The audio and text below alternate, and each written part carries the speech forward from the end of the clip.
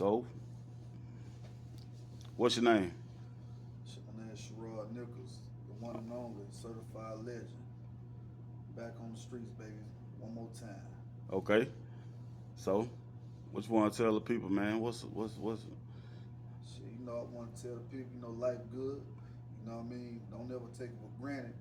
A lot of people, since I've been home, been complaining, don't know they got a lot to live for. Days can get better, months can get better, weeks can get better. Just love your family, man. Create memories, because one day your day gonna come, you're gonna run out of time.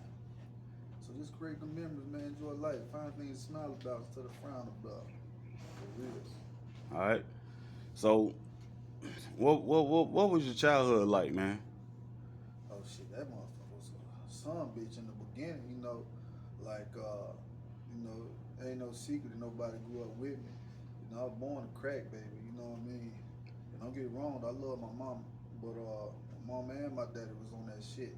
So this during the time that you know what I'm saying, the crack epidemic was on a whole other level. Motherfuckers wasn't cutting that yay like that back then. So waking up hungry as hell, going to bed hungry as hell, living in the projects, after part now, but back then it was Boston projects, so I spent most of my days looking forward to the free lunch truck, shit like that. So I'm the youngest out of all my siblings, so they'd be at school, I'm at home, walking amongst the crack smoke, shit, lonely as hell, you know what I mean? My grandma, she bringing food down to the house, but as soon as she bring it to the house, it's going out the back door. So I hear niggas say, the struggle is real, or I'm from the streets for real. I'd be like, you don't really know how bad it can get. But that's really how I spent it, you know what I mean?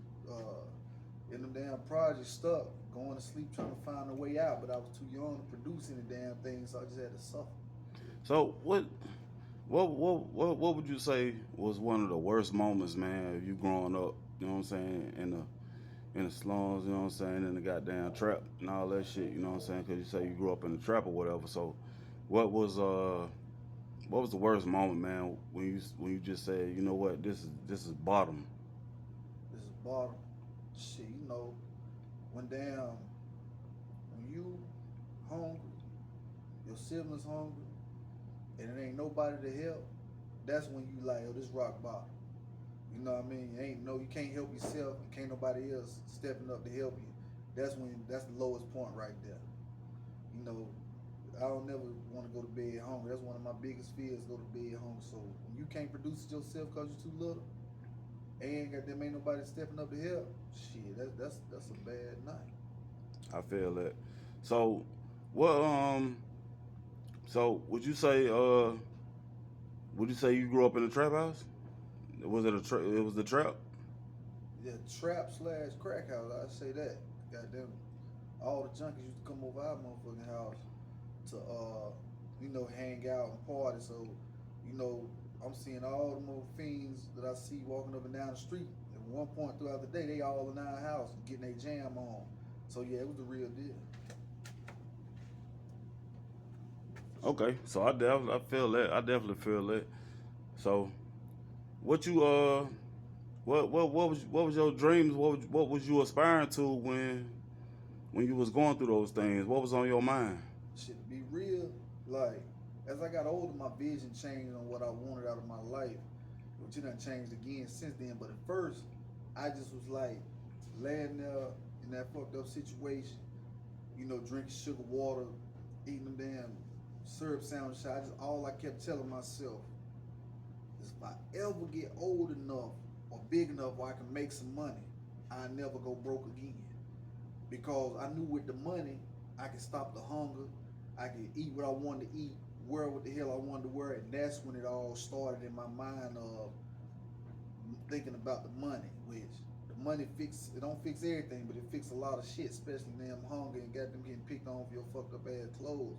So and being able to keep the lights on. So all I kept saying was, I can't wait to get big enough so I can make that money get to that bag. Yeah. Believe So, that. how did that shit change your life, man? What the struggle? Yeah. Shit. I'm gonna be real. At first, it created a lot of fucking anger in my mind. You know what I'm saying? Emotionally, You have a lot of anger going on because you like, damn, how I be more in this fucked up ass situation. But as time went on, it also made me appreciate everything I got. Like till this day, no matter how much money I got, I make, I never waste food. I don't throw it away for no reason. You know, even this damn bottle of water, if I get down ain't nothing but a sip left, I make sure I kill it because I know what it's like not to have. So it humbled me down and made me appreciate everything that I get, I come across. I try not to waste money. I try not to abuse friendships and stuff like that because it was times when friends and family did step in to help. So it just humbled me down, made me a grateful person. Yeah, I feel that. So, what do you how do you feel about your parents, man? Both, mom and dad. Like, how do you feel about your parents, though, bro? I mean, you know, at first I was more so like almost like disappointed in my mom. You know what I mean? But she was there every day, so the same anger I had towards my daddy wasn't right there with my mom. You know what I'm saying? So I was just more so disappointed, like, damn, I wish you could shake back. But for me to say shake back, only my big brothers know that what she was like before the drugs kicked in. They knew the great mom she was, but from hearing them stories, I was like, damn, I wish you could get back. And I was just disappointed. With my daddy, I was just like, yo, you know what I'm saying? When I come across that nigga and I'm old enough, I'm gonna kill this nigga because of my understanding, he was the one that got my mama hooked on the shit in the first place. So I was like, hey, you ain't here. So I was like, yo, I'm gonna flush his ass. But I grew up, you know what I mean? And I started looking life different, started to understand how strong that goddamn cocaine and that crack is and how hard it is for people dealing with addiction to get off that shit. So I was just like, hey, goddamn, you know, sometimes people too weak to turn their life around or get off something that they done got on because a lot of people got on drugs during that time and they really didn't understand what they was fucking with. They didn't understand how powerful that shit was. It was like, you know, just a little fun drug. The next you know they stealing out their own house or from their parents and shit. So then when I understood that part of it, that's when my heart lightened. Like, damn, they need help. You know what I mean? Don't kick them while they down. You know what I mean? Still love them. They still somebody. You know what I mean? So I just accepted that shit. Word. So, if you okay, like so starting towards like the teenage years and all that shit, right? Right. Okay, so when you start going to school, when you was in high school and shit like that, like how did that affect your life? Like what transpired after that? Well, see, like before I even made it to high school, my grandparents took us in. You know what I mean? Took me and my siblings in. We 5 deep, 4 boys, 1 girl. So when we got in to that house, my life kind of changed for the better. You know what I mean? Uh, my grandparents weren't with no buying no motherfucking Jordans and Nikes and shit like that. But I had a full course meal every day. Damn, you know, we had wash and dry. My home wasn't gonna come to school. Their clothes smelled like kerosene. So it was things like that that I had to start looking at, like the mandatory shit that's needs. I got that, you know what I mean? But the gear wasn't there. Wasn't never no damn vacations, birthday parties, none of that shit. 'Cause the money was too tight. So we had roaches up in that bitch at that house too, but it still was better, you know what I mean? But then my granddaddy died when I was 13. So at this time, my brother and them, you know, they trapping. I'm seeing them produce funds. You know what I'm saying? I'm walking in the room, they count thousands of dollars. So that's when I was like, okay, well, shit. I want to have my own money too. I want to be able to take care of myself too. You know what I mean? Like my second oldest brother, you know, he made sure I had gear, you know, threw clothes on me. You know what I mean? He always paid for my lunch every day because they said my grandma was drawing too much money to fucking get free lunch. So he, you know what I'm saying? He was there, you know, put money in my pocket. My oldest brother did the same thing, but I was just like kind of developing that independence. Like I want to do my own damn thing, you know. So that's when I first jumped out in the streets. So did you start participating in kind of like sports and all that shit, or like was it a recreation center or anything like that? Like Oh yeah. what was you getting into? What Oh was you yeah. doing? Now before the streets, you know what I'm saying? Sports is what really helped me deal with all that depression, that stress of living this abnormal life. My grandparents had to step in and save us. So, you know, that's when I first really got a name for my motherfucking self. That's when everybody first really grasped who the hell Sherrod Nichols is, seeing my name in the paper, local news, shit like that, you know. Started playing baseball, football, track. I was dominating, you know, running 3, 4, 5 touchdowns a game, winning the 100, 200 meters, start traveling the United States. That was my escape from the hell I was in. You know, this fucked up life I was in, this broken home, which my grandparents was there, but my mama 4-5 blocks down the street. She don't even want to come home and play with me. So sports really helped with my anxiety. It helped with my stress, my depression and shit. And I was good at it. So that's how I started meeting people. My social skills got better. And shit, I was whooping everybody's ass on the football field, baseball field, whatever. A star was born. Yeah. So what did sports do for you though? What did that do for you, like just personally, like as an individual, like you know, what did that do for you? Shit, personally, like, be real with you. Even though I had fun playing the sports, it was the camaraderie of having a motherfucking team. Everybody together on one mission, trying to get the win. You know, you got to work together. So it taught me people skills, taught me discipline. You know what I mean? Teamwork. You know what I mean? How to be unselfish. You know, when somebody you care about, like a teammate, kind of like a family member, when they fuck up, like, you know, don't kick all up in their ass like shit. Tell them, got them try again. So it taught me little skills in life that helped me with my morals and shit. And that's where that shit come from with the sports. I got more out of that than I did the fun. Okay. Who was your first coach? Shit, which sport? Football. No. Let's go. You start playing baseball first. What was it? Football or baseball? Baseball, my very first sport. Baseball. So, how did you feel about your first coach, man? What did he teach you? Shit. What did you learn from that? My first coach, nigga named Coach Bennett and shit. You know what I'm saying? He Was he a dope boy? Nah, he was a hard working motherfucker. Cause see, the way I got discovered was I playing with a baseball in front of my house, and this coach came. He was assistant coach on that baseball team. Like, yo, what's up? I'm like, shit. Now he like, you want to play? I'm like, for who? He told me he coached little team. I'm like, hell yeah. So from you was playing in the yard or something? Yeah, I was playing in front of the street. My grandparents' house had a wall in front. So I throwing a tennis ball against the wall and catching it back myself with a baseball glove. But I ain't never played for no damn body. So he was an up and coming architect. The nigga came by like, yo, you want to play? I was like, hell yeah. So he like, I'm gonna come pick you up tomorrow. That's who introduced me to organized sports. Damn, started playing with him. Goddamn, Coach Bennett was the head coach though. You know what I mean? Real strict. You know what I'm saying? A lot of players didn't like him at first, but he kind of reminded me of my granddad. You know what I'm saying? Because he was putting that structure on the team. Without structure, you ain't got shit in life. It's your relationship, sports, classroom. So I understood because my granddad was already putting that shit down in my house. Absolutely. So when you start getting into sports and all that, I already know because of course I'm your fucking brother. So already, you know what I'm saying? Yeah. Slime shit. Yeah, you know what I'm saying? You know what it's hitting for. Yeah, you already know. So how did you get into golf? Is what the fuck I want to know. Like you got into golf. A lot of people know how did you get into golf? Yeah. Yeah. How did you get into golf? It was damn. Two people stayed across the street from, you know what I'm saying, my grandparents' house and shit. So their name was Charles and Emma Gass. Now Charles and Irma Gass. And they ain't never had no kids. They were old. They were like my grandparents' age and shit. So Mr. Gass, he had his own electric company and shit. It was a little small. She had about 10 employees. And Miss Gass was a retired school teacher, but she owned like 200 houses in Winston because her daddy died, left them shit to her. So they always called my grandma and granddad like, oh, can he come over here a little bit? They just took a liking to me and said I was a little different from the other kids in the neighborhood, had a little more respect and shit. Yeah. So I go over there, they be feeding me a little food and talking to me. And Miss Gass, my birthday came around one year, and Miss Gass and Mr. Gass like, yo, we want to give you a present.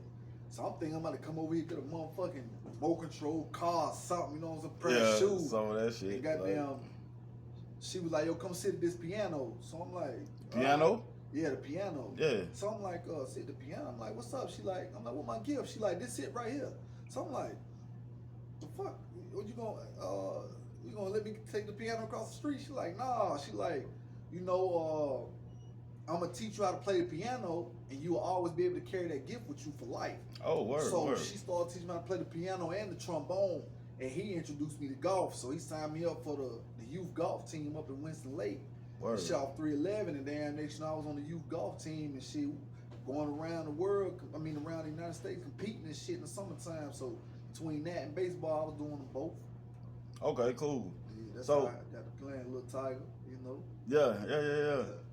So, what would you what would you say is the biggest difference between living that life you was living when you was in the motherfucking projects and all that shit, and when you was living with your grandparents?